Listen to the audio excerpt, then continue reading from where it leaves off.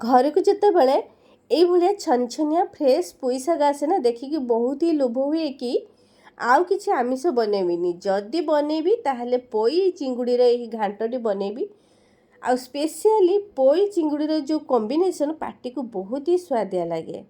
ଆଉ ସବୁବେଳେ ଘରକୁ ପୋଇ ବା ଚିଙ୍ଗୁଡ଼ି ଆସିଲେ ସବୁବେଳେ ମନ ହୁଏ ଆମ ଓଡ଼ିଆମାନଙ୍କର ଅତି ପ୍ରିୟର ଘାଣ୍ଟ ପୋଇ ଚିଙ୍ଗୁଡ଼ି ଘାଣ୍ଟ ଖାଇବାକୁ ବହୁତ ହି ଇଚ୍ଛା ହୁଏ।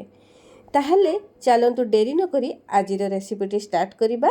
ନମସ୍କାର, ମୁଁ ପୁଷ୍ପିତା ଫୁଡ୍ କର୍ଣ୍ଣରକୁ ଆପଣଙ୍କୁ ସ୍ୱାଗତ।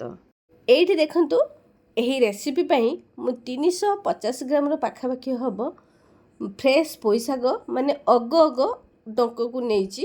ଏଇଟା କଅଁଳିଆ ରହିବ, ମୋଟା ମୋଟା ରହିଛି ଆଉ ବହୁତ ହି କଅଁଳିଆ ରହିଛି। ପ୍ରଥମେ ତ ଏହି ଶାଗକୁ ଭିଡ଼ିଓରେ ମୁଁ ଯେମିତିକା ଦେଖାଉଛି ତ ସେଇଭଳିଆ ଆପଣମାନେ କାଟି ନେବେ। ତା'ର ପତ୍ର ଗୁଡ଼ାକୁ ଆଗେ କାଟି ନେବେ, ଆଉ ତା'ର ଯେଉଁ ଦଣ୍ଟାଟାକୁ ଦେଖନ୍ତୁ। ଯେହେତୁ ଏ କଅଁଳିଆ ଅଛି, ଆପଣ ଡାଇରେକ୍ଟ କାଟିକି ଏମିତି ପକାଇ ପାରିବେ, ନାହିଁ ତ ମୁଁ ଯେଉଁ ଭଳିଆ କାଟୁଛି ଦେଖନ୍ତୁ, ଆପଣ ସେଇଭଳିଆ କାଟିକି ତା'ର ଉପର ଲେୟାରଟାକୁ ବାହାର କରିଦେବେ। ତ ଏଇଭଳିଆ ମୁଁ ସବୁତକ ଦଣ୍ଟାକୁ କାଟି ଦେଇଛି। ତାପରେ ଆମେ ଶାଗକୁ ବି ଛୋଟ ଛୋଟ ପିସେସ୍ରେ ଏମିତି କାଟିଦେବା, ଯେମିତି ଆପଣମାନେ ଭିଡ଼ିଓରେ ଦେଖୁଛନ୍ତି, କିମ୍ବା ଆପଣଙ୍କୁ ଯେଉଁଟା ସହଜ ଯେଉଁ ଟାଇପ୍ର ଲାଗୁଥିବ ଆପଣ କାଟିପାରିବେ। ଏଇଠି ସବୁତକ ଶାଗ ଆଉ ଦେଖନ୍ତୁ, ମୁଁ ଶାଗ କାଟି ଆଣିଛି, ଆଉ ଅଗକୁ ପତ୍ର ରଖିକି ସେମିତି ତା ଅଗଟାକୁ ମୁଁ ପକାଇ ଦେଇଛି ଶାଗରେ। ଏଇଠି ଦଣ୍ଟା ବି କାଟି ଦେଇଛି। ତା ପାଇଁ ପରିବା ମୁଁ ନେଇଛି, ଦେଖନ୍ତୁ ଏଇଠି ମାନେ ବନ୍ଧାକୋବି ଅଳ୍ପ କିଛି ନେଇଛି, ବେଶୀ ପରିମାଣରେ ନେବାନି, କାହିଁକିନା ଘାଣ୍ଟ ତ ସବୁ ପଡ଼ିକି ଘାଣ୍ଟ ହେବ ନା, ବହୁତ ବେଶୀ ହେଇଯିବ, ତେଣୁ କମ୍ କ୍ୱାଣ୍ଟିଟିର ନେବା। ଏଇଠି ଗୋଟେ ଜହ୍ନିକୁ ମୁଁ ଏମିତି ଚୋପା ଛଡ଼େଇକି କାଟିକି ନେଇଛି, ଆଉ ଗୋଟେ କଖାରୁ, ମାନେ କଖାରୁ ବି ଏମିତି ଖଣ୍ଡେ ମୁଁ ଏମିତି କାଟିକି ନେଇଛି। ଯେତିକ ବନ୍ଧାକୋବି ନେଇଛେ ଆମେ ସେତିକ କଖାରୁ ନେବା। ଏଇଠି ଦେଖନ୍ତୁ ବାଇଗଣ, ଆଳୁ, ତାକୁ ଗୋଟେ ବାଇଗଣ ମଧ୍ୟ ନେଇଛି, ଗୋଟେ ଆଳୁ, ତାକୁ କାଟିକି ମୁଁ କଳା ନ ପଡ଼ିବା ପାଇଁ ପାଣିରେ ପକାଇ ଦେଇଥିଲି। ଏଇଠି ଚିଙ୍ଗୁଡ଼ି ଛୋଟ ଛୋଟ ସାଇଜ୍ର ଚିଙ୍ଗୁଡ଼ି ଥିଲା। ଯେହେତୁ ଆମେ ଘାଣ୍ଟ ତରକାରୀ ବନାଉଛେ ତ ତା ପାଇଁ ଏମିତି ଚୁନା ଚିଙ୍ଗୁଡ଼ି ନେବେ, ବହୁତ ହି ଟେଷ୍ଟ ଲାଗିବ। ତ ଏମିତି ମୁଁ ମାନେ ଚିଙ୍ଗୁଡ଼ିଟାକୁ କ୍ଲିନ୍ କରିଦେଇଥିଲି, ଆଉ ଧୋଇ ଆଣିଛି ଭଲ ଭାବରେ। ସେଥିରେ ଲୁଣ ହଳଦୀ ଆମେ ଗୋଳେଇ ଦେବା। ଆଉ ଯେହେତୁ ଏଇଟା ଛୋଟ ଚିଙ୍ଗୁଡ଼ି, ତା'ର ଖୋଳପା ମୁଁ ବାହାର କରିନାହିଁ। ଆପଣଙ୍କୁ ଯଦି ପସନ୍ଦ ନାହିଁ ଖୋଳପା ବାହାର କରିପାରିବେ। ତ ଏହିସବୁକୁ ଧୋଇକି ଲୁଣ ହଳଦୀ ଗୋଳେଇ ଦେଇକି ଆମେ ତାକୁ ରଖିଦେବା କିଛି ସମୟ ପାଇଁ। ତାପରେ ଦେଖନ୍ତୁ କଢ଼େଇ ବସାଇ ଦେଇଛି। ଏଇ କଢ଼େଇରେ ମୁଁ ତେଲଟା ଆଗରୁ ଏଇ ତେଲରେ ମୁଁ ମାଛ ଭାଜିଥିଲି, ତ ସେଇଥିପାଇଁ ମାଛ ମାନେ ଲାଗିଛି, ଯେମିତି ଆପଣ ଭାବୁଥିବେ ଏଇ ତରକାରୀ ମାନେ କଢ଼େଇରେ କ'ଣ ଲାଗିଛି ବୋଲି। ନାହିଁ, ସେମିତି କିଛି ନାହିଁ। ମୁଁ ଆଗରୁ ଏଇ ତେଲରେ ମାଛ ଭାଜି ଦେଇଥିଲି, ତ ସେହି ତେଲରେ ମୁଁ କ'ଣ କରିବି ନା ଚିଙ୍ଗୁଡ଼ିକି ଭାଜିଦେବି। ରେସିପିଟି ଯଦି ଆପଣମାନଙ୍କୁ ଭଲ ଲାଗୁଥାଏ ଲାଇକ୍ ସେୟାର କରିଦେବେ। ଚ୍ୟାନେଲରେ ଯଦି ନୂଆ ଥିବେ ପ୍ଲିଜ୍ ସବସ୍କ୍ରାଇବ୍ କରିଦେବେ। ଫେସବୁକ୍ ପେଜ୍ରେ ଦେଖୁଥିଲେ ଫଲୋ ତ ନିଶ୍ଚିତ କରିବେ। ଏଇଠି ଦେଖନ୍ତୁ ସେ ଚିଙ୍ଗୁଡ଼ିକୁ ଦେଇକି ତେଲଟା ଗରମ ହେଲା ପରେ ଚିଙ୍ଗୁଡ଼ିଟା ଦେବେ, ଆଉ ଚିଙ୍ଗୁଡ଼ିକୁ ଏମିତି ମାନେ ନାଲି ନାଲି କଲର୍ ପଡ଼ିଲା ପର୍ଯ୍ୟନ୍ତ ଆମେ ତାକୁ ଭାଜିଦେବା। ଏଇଠି ଦେଖନ୍ତୁ ବଢ଼ିଆ ସେ ଚିଙ୍ଗୁଡ଼ି ଭଜାଟି ହେଇଯାଇଛି, ବହୁତ ବଢ଼ିଆ ବାସ୍ନା ଆସୁଥିଲା। ଏମିତି ତ ଚିଙ୍ଗୁଡ଼ି ଭାଜୁ ଭାଜୁ ମୁଁ ଅଧେ ବି ଖାଇଦିଏ, କିନ୍ତୁ ଏତେ ଚିଙ୍ଗୁଡ଼ି ଭଜାର ବହୁତ ବଢ଼ିଆ ବାସ୍ନା ଆସେ। ତ ସେ ଚିଙ୍ଗୁଡ଼ିକୁ ଆମେ କଢ଼େଇରୁ ବାହାର କରି ଆଣିଥିଲେ, କଢ଼େଇଟାକୁ ସଫା କରିଦେବା। ତ ସେହି କଢ଼େଇରେ ଆମେ କ'ଣ କରିବା, ଯେଉଁ ପରିବା ଯାହା ସବୁ ଆମେ କାଟିକି ରଖିଥିଲେ, ଗୋଟେ ଚାମଚ ସୋରିଷ ତେଲ ଦେଇକି ପରିବା ଆଉ ଦଣ୍ଟା ଏଇସବୁକୁ ଦେଇକି ଆମେ ସବୁ ମାନେ ତାକୁ ଫ୍ରାଏ କରିବା। ଏମିତି ହାଇ ଫ୍ଲେମ୍ ରଖିବା। ତ ହାଇ ଫ୍ଲେମ୍ରେ ଏମିତି ତାକୁ ଆମେ ଟିକେ କିଛି ସମୟ କିମ୍ବା 1 ମିନିଟ୍ ପାଇଁ ଏମିତି ଫ୍ରାଏ କରିବା। ଆଉ ଯେଉଁ ଆଳୁ ବାଇଗଣ ରଖିଥିଲେ ତାକୁ ବି ଦେଇଦେବା। କେହି କେହି ଭାବୁଥିବେ ପ୍ରଥମରୁ ବାଇଗଣ ଦେଇଦେଲେ ସିଝିବନି, ନାହିଁ, ସିଝିଯିବ, ଆରାମସେ ସିଝିଯିବ। ଦେଖନ୍ତୁ ଏଇଠି ଆମେ ପ୍ରଥମେ କ'ଣ କରିବା, ଏହିସବୁ ପରିବାକୁ ଦେଇକି ହଳଦୀ ଦେଇକି 1ରୁ 2 ମିନିଟ୍ ଆମେ କଭର୍ ଦେଇଦେବା। ଆଉ ଦେଖନ୍ତୁ ଏଇଠି ମୁଁ ପରିବାଟା ସିଝିବ ହେଲା, 1-2 ମିନିଟ୍ କିମ୍ବା 5 ମିନିଟ୍ ପାଇଁ ଆପଣ କଭର୍ ଦେଇଦେବେ। ମିଡ଼ିୟମ୍ ଫ୍ଲେମ୍ ରଖିବେ, ବାସ୍ ସେ ତା ଭିତରେ ସିଝିବ। ତ ଏଇଠି ଦେଖନ୍ତୁ ମୁଁ ତା ପାଇଁ ମସଲା ନେଇଛି, ଯେଉଁଟାକି ଅଦା ରସୁଣର ପେଷ୍ଟ। ଏଇଠି ପିଆଜ ମୁଁ 2ଟି ମିଡ଼ିୟମ୍ ସାଇଜ୍ର ପିଆଜ ଥିଲା, ତାକୁ ଛୋଟ ଛୋଟ ପିସେସ୍ରେ କାଟିକି ନେଇଛି। ଆଉ ତା ପାଇଁ ଗୋଟେ ସ୍ପେଶାଲ୍ ମସଲା ବନେଇବା। ଏଇଠି ଦେଖନ୍ତୁ 1 ଚାମଚ ଧନିଆ, ଆଉ 1 ଚାମଚ ଜିରା, 3ଟି ଶୁଖିଲା ଲଙ୍କା, ରାଗ ହିସାବରେ ଆପଣମାନେ ଲଙ୍କା କମ୍ ଅଧିକା କରିପାରିବେ। ଆଉ ଏଇଠି ଗୋଟେ ବଡ଼ ସାଇଜ୍ର ଟମାଟୋକୁ ମୁଁ କାଟିକି ଦେଇଛି। ତ ତା'ର ଗୋଟେ ପେଷ୍ଟ ଆମେ ବନେଇବା। ଏଇଠି ଦେଖନ୍ତୁ ତ ଏଇ ମସଲା ବଟାଟି ରେଡ଼ି ହେଇଯାଇଛି। ତା ଭିତରେ ଦେଖନ୍ତୁ ମୁଁ 5 ମିନିଟ୍ ପରେ କଭର୍ ଖୋଲିକି ଦେଖାଉଛି, କିଛି କିଛି ସିଝି ହେଇଛି। ଆଉ ତାକୁ ଏମିତି ଓଲଟ ପାଲଟ କରିଦେବା। ଦେଖନ୍ତୁ भजा को। तो ये देखो माने एटा 20% सिझी। तो ये आम मु अल्प किछि बुट डाली बतुरे की रखी थी 2-3 बड़ चामच हम। तो से बतुरे की जो रखी सेटा को देदेबा।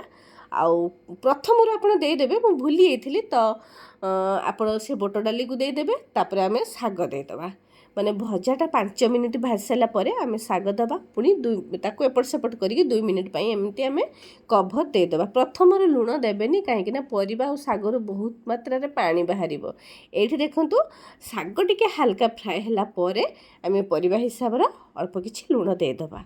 ये देखु लुण देकी पुणी फ्राए करवा। ये भल भाव प्रायतः माने 70% पाखापाखि आमर परिवार सब सीझी आसलानी।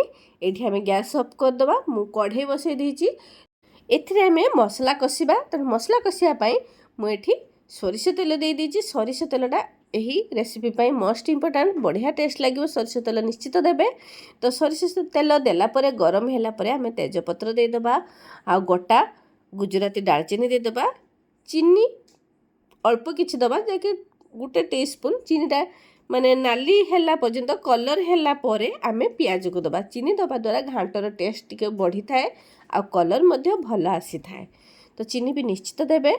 ये देखंतु पियाज दे साइला परे आमे मसला हिसाब रा दे दबा लूण जहाँ द्वारा कि पियाजटी शीघ्र सीझी जीव। आमे कभर एमती दे दबा शीघ्र पियाजटी आपनकर सीझी जीव आ कलर आसी जीव।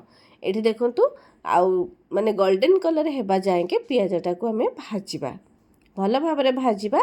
तो ये देखो गैस फ्लेम को आम स्लो करदे।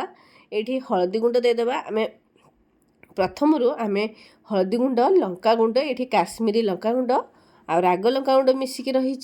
तो आपण के हिसाब राग कम अधिका करें। जेहेतु आम मसला लंका बाटिचे तेणु लंका देखिकी देवे। तो टिके किछि समय आम से लंका गुंड को भाजी साइला परे अदा रसुणर बटा को 1 चामच आम देदेबा।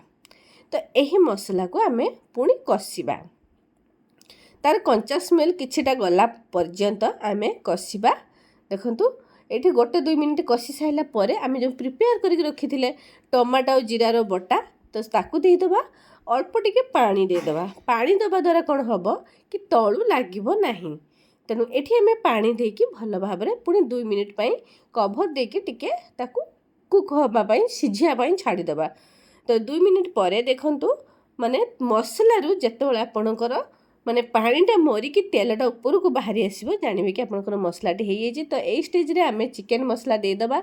बहुत बढ़िया बास्ना आसो। आ गरम मसला जो थे कि केवल दालचीनी और गुजरातर गुंड तो से सब को देकी पुणी आम एमती 1-2 मिनिट एमती कषिबा। ये मसला कषा भल भाव रेडी हो जाए। कंचा स्मेल ऑलरेडी पलैछि मसलारू। तो यही स्टेज रे आम जो फ्राए करके रखिले वेजिटेबल जो परिवा सब देदेबा। मसला सहित भल भाव मिसेकी कषिला परे आम जो चिंगुड़ी भजा रखी तो चिंगुड़ी भजा को मध्य देदेबा। यही माने तरकारीटा बनौला बेले बहुत ही बढ़िया बास्ना आसुला। आ चिंगुड़ीटा पकेला परे आ एते सुंदर बास्ना आसुला जे ए कषारू खाई जीवाको मन होउतला। बहुत बढ़िया बास्ना आसुला। तो ये भल भाव कषि साइला परे आमे ग्रेवी हिसाब रो पानी दबा। आउ परिबा जो आमर 70% कुक होता आउ सीझियापाई तो सही हिसाब से आम पानी दबा ताकू सीझियापाई 5-6 मिनिट एमती छाड़ीदबा। Medium flame रखिबा। ये देखो गोटे फोटो आसला परे ताकू टिके एपट सेपट आम माने तरकारी को घांटिबा आउ कषिबा। देखंतु एठी आमर तरकारीटा पूरा रेडी हो जाइए भल भाव सीझी जाइए। आ देखंतु एठी मु गैस फ्लेम ऑफ करके आपनको देखौची। ये आमर रेडी हो जाइए खायापाई। मु आपको गोटे प्लेट सर्व करके देखौची। यही तरकारीटी केते सुंदर देखा आउ एकदम भजी भली स्वाद आसो। ये जदि आपण माने घरे रांधिकी खाइबे। आउ ए तरकारी सहित आपण 1 थाली भात जगह 2 थाली भात आपणकर केतेबेले सरीजिव आपण जानि परिबेनी। जदि रेसिपीटी आपनको भल लागुथाय आपनको फैमिली और फ्रेंड मानक सहित शेयर करंतु।